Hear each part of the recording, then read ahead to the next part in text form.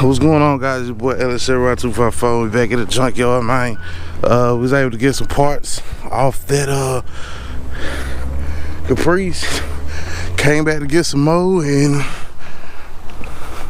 something's missing. Do you notice anything that's missing? The whole fucking car gone. I'm dipping in my seven. I'm bouncing in my seven. I'm riding in my seven. I got the free gas. What's up, guys? It's your boy LS254. You tune in for another one.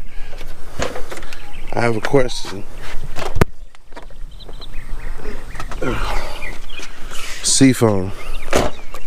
Whoa. I know that I've used SeaFoam in my other applications. Usually when the car may or may not really just be run up to its full potential. Cleans injection, clean carb jet, stabilize fuel, control moisture in fuels. Quiet, noisy lifter, cleans deposit, add lubricity to fuel, lube upper cylinders, de-ice, and anti-gel.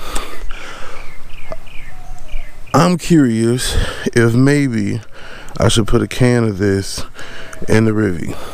Now, we have been driving the Rivy back and forth for about a month. It's 1,000 miles later. While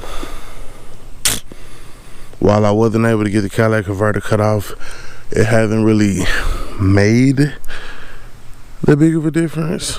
Like, I haven't had any results of loss of power or anything like that. So until I can run into the guy and get that done, I was thinking about just throwing this in there and potentially cleaning up any issues that it could solve.